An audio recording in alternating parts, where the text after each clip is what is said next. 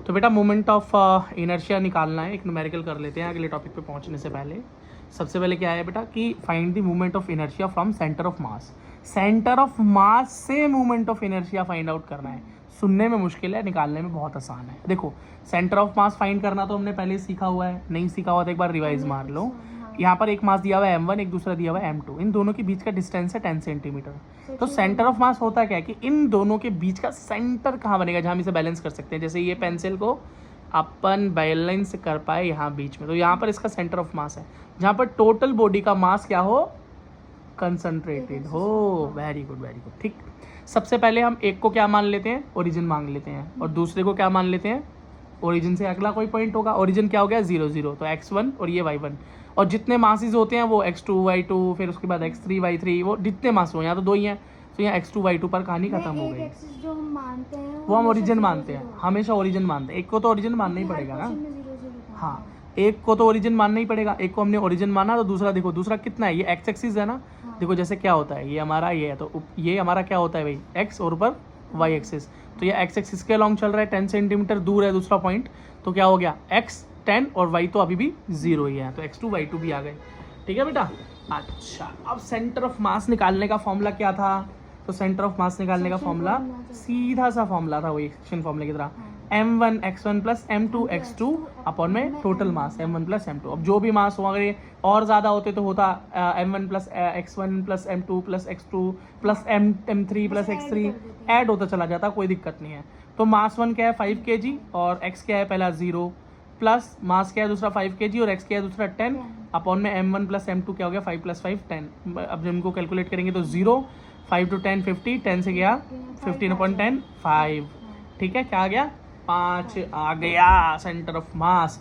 तो इस ये पूरा डिस्टेंस क्या है 10, तो इसका बीच में 5 कहाँ होगा, यहाँ होगा कहीं बीच में, तो this is the centre of मास। तो ये क्या हो गया 50 हो गया सेंटर ऑफ मास। तो बेटा यही क्या है, अब यही इसी को हम क्या मान लें, अपना एक्सिस मान लें। ठीक है, अब यहाँ से हमें क्या निकालना है भाई, इनर्शिया। क्या निकालना है, moment of inertia. Moment of inertia निकालना है। ठीक है, तो आप खुद देखो यहाँ पर मोमेंट ऑफ इनर्शिया क्या, 2 पॉइंट के, एक तो ये वाला पॉइंट पहला मास और ये दूसरा मास। मोमेंट ऑफ इनर्शिया का फॉर्मूला हमने क्या सीखा था, मास इनटू आर का square. R is the distance from axis to the mass. ठीक है, तो एक्सिस आया ये, अब यहाँ पे 2 मास है, तो मैंने क्या बताया मोमेंट ऑफ इनर्शिया में अगर उसमें भी अगर ज्यादा हो तो 1 + 2 + 3 + 4 जितने भी, यहाँ पे 2 है मासेस, तो यहाँ पर ऐड कर देंगे moment of inertia of first mass end moment of inertia of second mass. First का क्या निकला m1 r1 का स्क्वायर, दूसरा m2 r2 का स्क्वायर। अब डिस्टेंस फ्रॉम एक्सिस क्या है, इस मास की डिस्टेंस क्या है इस एक्सिस से 5 सेंटीमीटर, और इसकी 5 सेंटीमीटर अभी तो हमने फाइंड आउट किया है। ठीक है, तो बस अब क्या लगाना है, मास 1 is 5, r is 5 square, plus m2 is 5, r is r square, क्या हो गया 25, 25 25 25 हो गया, 25 इंटू 5 ठीक है 125, 125 प्लस 125 250 किलोग्राम सेंटीमीटर स्क्वायर। समझ में आया यूनिट कैसे आई है, किलोग्राम किससे आई, मास से, और ये सेंटीमीटर किससे आई, डिस्टेंस से, और स्क्वायर क्यों आया, क्योंकि ये स्क्वायर होता है मामले में। ठीक है, तो फाइंड आउट हो गया, आसान था, कोई प्रॉब्लम, आराम से हो गए क्वेश्चन। तो इसी तरह से होते हैं बेटा, कॉन्सेप्ट हमेशा सेम ही रहेगा। सेंटर ऑफ मास से इनर्शिया फाइंड करने का कॉन्सेप्ट हमेशा सेम रहेगा, कॉन्सेप्ट में कोई कमी नहीं आएगी। अब एक दूसरी चीज़ समझ लो, परपेंडिकुलर एक्सिस थ्योरम, और उसके बाद एक थ्योरम और है, उसके बाद ये आपका चैप्टर फिर खत्म हो जाता है, फिर सब न्यूमेरिकल्स रह जाते हैं। तो हम न्यूमेरिकल की दोबारा एक क्लास ज़रूर लगा लेंगे, कल लगाएंगे। तो परपेंडिकुलर एक्सिस थ्योरम कहती क्या है, कहती है कि कोई भी एक प्लेन है, क्या है, एक प्लेन है, मान लो ये मेरा फ़ोन है, ठीक है, अरे बंद हो जा, ये मेरा फ़ोन है, ठीक है, तो क्या एक प्लेन है ये, है ना। अब इसके कोई परपेंडिकुलर एक्सिस हो, कैसा हो, परपेंडिकुलर एक्सिस कैसा होता है, ये बीचों बीच इसके, है ना, या इसके नीचे से मान लो बिल्कुल एक तरफ एक्सिस है और ये ऐसे मूव कर रहा है इस पर, हाँ हाँ, जैसे पंखा होता है यार, पंखा तो गोल है, एक कोई प्लेन हो, चाहे गोल हो चाहे चकोर हो, उससे कोई, हाँ मतलब परपेंडिकुलर, और रोटेशन कर रहा है ना, रोटेशन मोशन हो सकता है उसके अंदर। तो अब इसके अंदर देखो कितने एक्सिस बन सकते हैं, एक तो ये बन गया ऊपर से 3rd डिग्री, और एक होता है एक्स और एक होता है वाई, तीसरा हो गया जेड। ठीक है, यही तो प्लेन्स बन सकते हैं इसके अंदर। अच्छा, तो ये जो हमेशा जो उसका प्लेन निकलेगा ना परपेंडिकुलर एक्सिस थ्योरम का, ये मैंने डेफिनेशन लिख दिया है, मैं सिर्फ समझा रहा हूँ। अगर पढ़ो तो क्या था, movement of inertia of a plane lamina, मतलब लैमिला मतलब होता है सरफेस, प्लेन मतलब कोई भी शेप हो सकती है पर प्लेन सरफेस हो। About an perpendicular axis to the plane is equal to the sum of the movement of inertia lamina about any two mutually perpendicular axes. इसका मतलब है ऊपर से मान लो ये मेरा फोन था, ऊपर से पेन लगा हुआ है, ठीक है। अब इसके अगर ये 3 डिग्री से आ रहा है ना, तो दो लेटे हुए एक्सिस कौन से होंगे, वाई और एक्स, क्या होंगे, वाई और एक्स। तो इसका जो मूवमेंट ऑफ इनर्शिया होगा ना इस पेन का, ये जो पेन लगा हुआ है, जो एक्सिस है ऊपर से, इसका जो मूवमेंट ऑफ इनर्शिया होगा इस पेन का, वो लेटे हुए दोनों एक्सिस के मूवमेंट ऑफ इनर्शिया का सम होगा, टोटल। हाँ, तो मतलब इस z का अगर तुमको moment of inertia find out करना है तो पहले तुम्हें इस x का फाइंड आउट करना पड़ेगा, फिर इस y का फाइंड आउट करना पड़ेगा, इन दोनों का सम करना पड़ेगा, जिससे कि तुमको इस पैरेलल एक्सिस का परपेंडिकुलर मतलब जो मोमेंट और इनका सम कर देंगे। हाँ, अरे ये तो खैर बात हो गई क्वेश्चन की, पर ये जो थ्योरम है ये सिर्फ ये बोलती है कि ये जो परपेंडिकुलर एक्सिस है ना इस लैमिला पे, इस सरफेस पे, इसका टोटल मोमेंट ऑफ इनर्शिया इससे लगे हुए दोनों, और ये भी टच होने चाहिए इससे बिल्कुल, इससे लगे हुए दोनों एक्सिस के मोमेंट ऑफ इनर्शिया का सम होता है। बस ये बोल रहा है, ये देखो खुद लिखा है ना, the moment of inertia of a plane lamina about an axis perpendicular to the plane is equal to the sum of the moment of inertia of lamina about any two mutually perpendicular axis in its own plane. अब ये देखो, एक खुद एक दूसरे के mutually perpendicular ही है ना, और इसके भी, समझ में आ गई। बस यही है बेटा ये थ्योरम। अब मोमेंट ऑफ इनर्शिया अगर मैं x का निकालूं, इसका x का निकालूं, इस x का x निकालूं, तो बेटा क्या होता है मोमेंट ऑफ इनर्शिया, m और परपेंडिकुलर डिस्टेंस, है ना, सॉरी वो द एक्सिस से distance.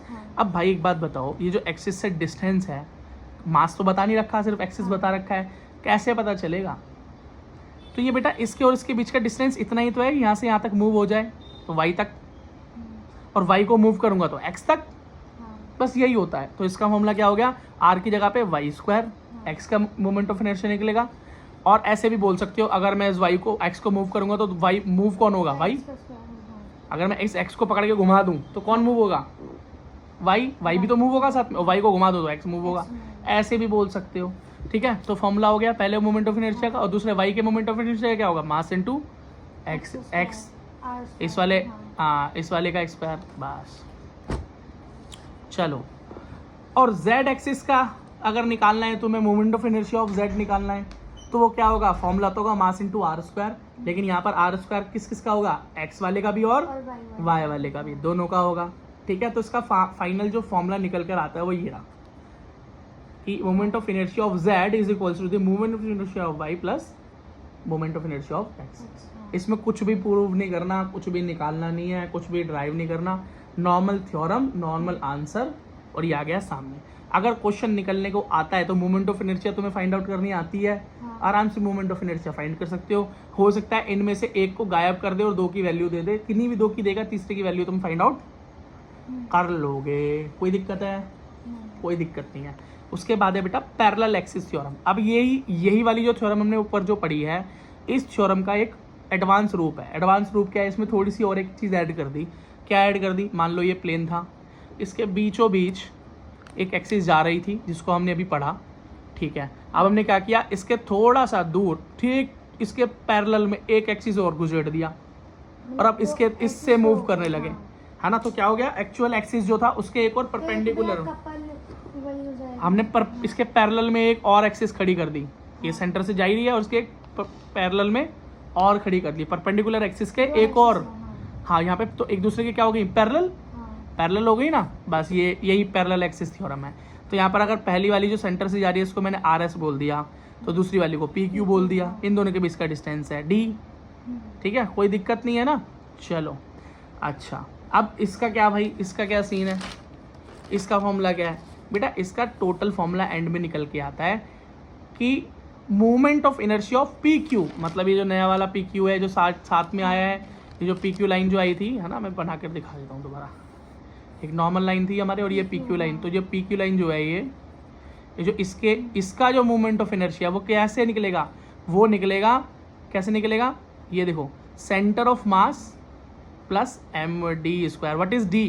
d is the distance between IP और इन दोनों के बीच में क्या नाम दिया था मैंने इसको, आर एस, हाँ आर एस, आर ओस, हाँ इन दोनों के बीच का जो डिस्टेंस है वो डी है, तो डी का square, M is the mass, I C M के बीच में, मतलब एक सेंटर ऑफ मास, बात खत्म। सेंटर ऑफ मास का इनर्शिया जो हमने फाइंड आउट किया था अभी शुरुआत में, सेंटर ऑफ मास निकाला था ना, सेंटर ऑफ मास से क्या निकाला था हमने, इनर्शिया। तो आई सी एम का मतलब क्या हुआ, सेंटर ऑफ मास का मोमेंट ऑफ इनर्शिया। तो पहले center of mass then moment of inertia. इस फाइनल फॉर्मूले को याद रखना बस, ठीक है, और कुछ भी याद रखने की जरूरत नहीं है। और क्या बताएं, ठीक है, अगर वैसे इसकी शुरुआत करें तो एक बार ये भी बता ही देता हूँ कैसे हो रहा है।